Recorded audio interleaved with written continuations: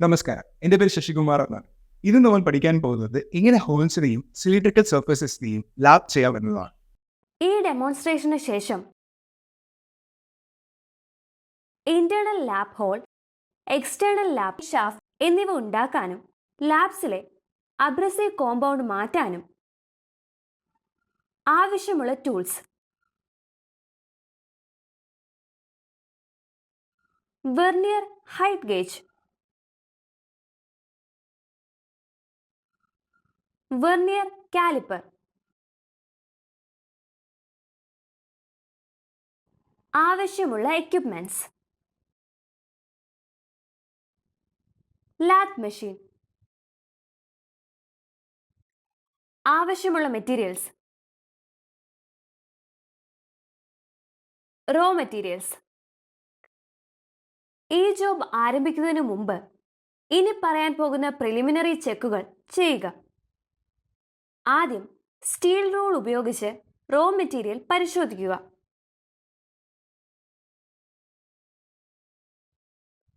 Overall size പാരലിസമും perpendicularity നിലനിർത്താനായി part 1 file ചെയ്യുക.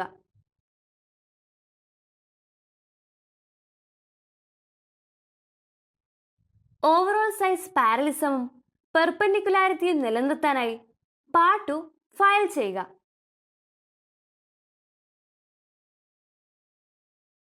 രണ്ട് പാർട്ടുകളും ഫയൽ ചെയ്തതിനു ശേഷം മാർക്കിങ്ങിന് വേണ്ടി എല്ലാ പാർട്ടുകളും പ്രിപ്പയർ ചെയ്യുക. ഡ്രോയിങ് പ്രകാരം വെർനിയർ ഹൈറ്റ് ഗേജ് ഉപയോഗിച്ച് പാർട്ട് 1 മാർക്ക് ഓഫ് ചെയ്യുക. ഡ്രോയിങ് പ്രകാരം വെർനിയർ ഹൈറ്റ് ഗേജ് ഉപയോഗിച്ച് പാർട്ട് 2 മാർക്ക് ഓഫ് ചെയ്യുക. വെർനിയർ ഉപയോഗിച്ച് മാർക്ക് ഓഫ് ചെയ്തതിനു ശേഷം അടുത്തതായി പഞ്ചിങ് ആണ് ചെയ്യേണ്ടത്.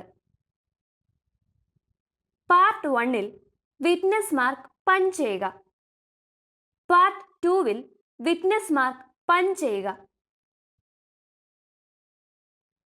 എല്ലാ പാർട്ടുകളും ഫയൽ ചെയ്ത് റോ മെറ്റീരിയൽ പരിശോധിച്ചതിനു ശേഷം വെർനിയർ ഹൈറ്റ് ഗേജ് ഉപയോഗിച്ച് മാർക്ക് ചെയ്തതിനു ശേഷം മാത്രമാണ് വിറ്റ്നസ് മാർക്ക് പഞ്ച് ചെയ്യുന്നത്. പ്രിലിമിനറി പരിശോധനയ്ക്ക് ശേഷം മാത്രമേ എക്സസൈസ് തുടങ്ങാൻ പാടുള്ളൂ. ഡ്രോയിങ് പ്രകാരം പാർട്ട് 1-ൽ ബോർ തയ്യാറാക്കുക. ഹോൾ ലാപ്പ് ചെയ്യാനായി അഡ്ജസ്റ്റബിൾ സിലിണ്ടറിക്കൽ ലാപ്പ് തിരഞ്ഞെടുക്കുക. സിലിണ്ടറിക്കൽ ലാപ്പിലെ അബ്രസീവ് കോമ്പൗണ്ട് അഥവാ ലാപ്പിംഗ് കോമ്പൗണ്ട് മാറ്റുക. സിലിണ്ടറിക്കൽ ഹോളിലേക്ക് അഡ്ജസ്റ്റബിൾ സിലിണ്ടറിക്കൽ ലാപ്പ് ഇൻസേർട്ട് ചെയ്യുക. ഹോളിന്റെ ഉള്ളിൽ പുഷ് ചെയ്ത് ലാപ്പിനെ ഫോർവേഡ് കീ ക്ലോക്ക് വൈസ് ഡയറക്ഷനിൽ റൊട്ടേറ്റ് ചെയ്യിപ്പിക്കുക. ശ്രദ്ധിക്കുക, ലാപ്പിംഗ് ചെയ്യുമ്പോൾ ലാപ്പ് റിമൂവ് ചെയ്യാതിരിക്കുക.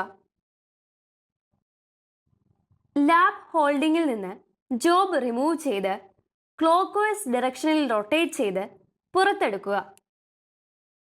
കെറോസിൻ വെച്ച് കഴുകി സോഫ്റ്റ് ക്ലോത്ത് വെച്ച് വൈപ്പ് ചെയ്യുക. എക്സ്റ്റേണൽ സിലിണ്ടറിക്കൽ സർഫേസ് അഥവാ ഷാഫ്റ്റ് ലാപ്പിംഗ് ചെയ്യുന്നത് മാനുവൽ പ്രോസസ്സാണ്. ഡയഗ്രാം പ്രകാരം ഷാഫ്റ്റ് തയ്യാറാക്കുക. ലാത്തെ അല്ലെങ്കിൽ ബെഞ്ച് വൈസിൽ ജോബ് ഹോൾഡ് ചെയ്യുക. അഡ്ജസ്റ്റബിൾ റിംഗ് ലാപ്പ് സെലക്ട് ചെയ്യുക. അഡ്ജസ്റ്റബിൾ റിംഗ് ലാപ്പിലെ അബ്രസീവ് കോമ്പൗണ്ട് മാറ്റുക. സിലിണ്ടറിക്കൽ സർഫേസിൽ അബ്രസീവ് റിംഗ് ലാപ്പ് ഇൻസേർട്ട് ചെയ്യുക. സിലിണ്ടറിക്കൽ സർഫേസിന് ചുറ്റും റിംഗ് ലാപ്പിനെ ഫോർവേഡ് ബാക്ക്വേർഡ് മൂവ് ചെയ്യിപ്പിച്ച് റൊട്ടേറ്റും സ്ലൈഡും ചെയ്യിപ്പിക്കുക. ലാപ്പിംഗ് ചെയ്യുമ്പോൾ ലൈറ്റ് പ്രഷർ അപ്ലൈ ചെയ്യുക. ലാപ്ഡ് സിലിണ്ടറിക്കൽ സർഫേസ് കെറോസിൻ വെച്ച് കഴുകി സോഫ്റ്റ് ക്ലോത്ത് വെച്ച് വൈപ്പ് ചെയ്യുക. മെറ്റൽ പാർട്ടുകളെ ശരിയായ രീതിയിൽ തന്നെ നമ്മൾ തയ്യാറാക്കി കഴിഞ്ഞു. ഇനി നമ്മൾ ഇവയെ അസംബിൾ ചെയ്യാൻ പോവുകയാണ്. വെർനിയർ മൈക്രോമീറ്റർ ഉപയോഗിച്ച് ഷാഫ്റ്റ് സൈസ് പരിശോധിക്കുക. ഹോൾ ഷാഫ്റ്റുമായി മാച്ച് ചെയ്യുന്നു എന്നുറപ്പാക്കുക. കുറച്ച് ഓയിൽ പുരട്ടിയതിനു ശേഷം ഇവാലുവേഷന് വേണ്ടി ജോബ് തയ്യാറാക്കുക. ഇനി എങ്ങനെയാണ് ഇന്റേണൽ എക്സ്റ്റേണൽ ലാബ് ഹോളുകൾ ചെയ്യുന്നതെന്ന് മനസ്സിലാക്കാം.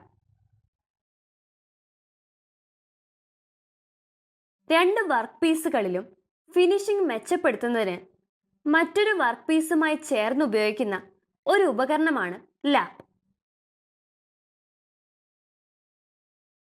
നിരവധി സൈസുകളിലും ഷേപ്പുകളിലും ലാപ്പുകൾ ഉണ്ടെങ്കിലും പക്ഷേ ഒരേ രീതിയിലാണ് ഈ ലാപ്പുകളെല്ലാം പ്രവർത്തിക്കുന്നത്. ഫ്ലാറ്റ് സർഫസ് അല്ലെങ്കിൽ ലാപ്പിന്റെ ഫേസ് വർക്ക് പീസിന്റെ ഫ്ലാറ്റ് സർഫസിൽ വെച്ചതിന് ശേഷം അത് മുന്നിലോട്ടും പിന്നിലോട്ടുമായി റൊട്ടേറ്റ് ചെയ്യുന്നു.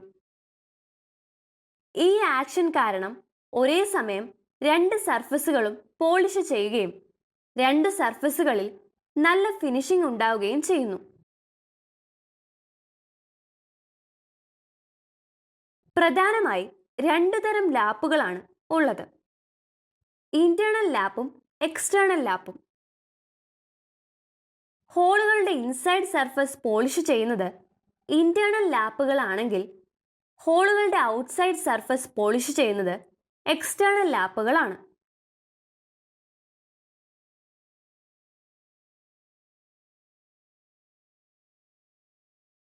ഇന്റേണൽ ലാപ്പുകൾക്ക് ഒരു ബിവീൽഡ് എഡ്ജ് ഉണ്ട്.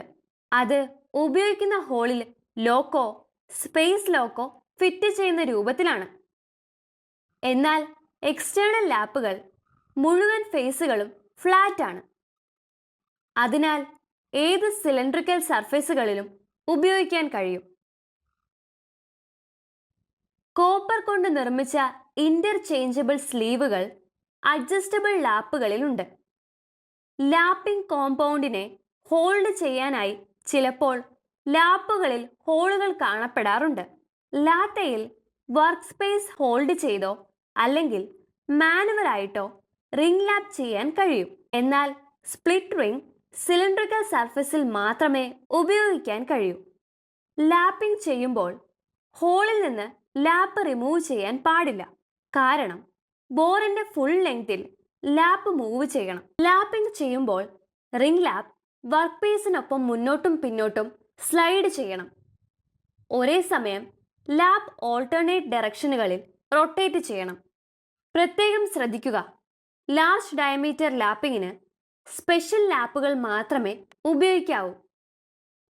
ഇനി ലാപ്പിംഗ് പെർഫോം ചെയ്യുമ്പോൾ ശ്രദ്ധിക്കേണ്ട പ്രിക്വേഷൻസ് എന്താണെന്ന് നോക്കാം. ലാപ്പിംഗ് ചെയ്യുമ്പോൾ ഒരേ സ്ഥലത്ത് തന്നെ ഡ്വെൽ ചെയ്യാതിരിക്കുക. ലാപ്പിൽ എപ്പോഴും ഈർപ്പം നിലനിർത്തുക. ലാപ്പിംഗ് ചെയ്യുമ്പോൾ ഫ്രഷ് അബ്രസീവ് ആഡ് ചെയ്യാതിരിക്കുക. നേരത്തെ ഉപയോഗിച്ചത് തന്നെ ഉപയോഗിക്കുക.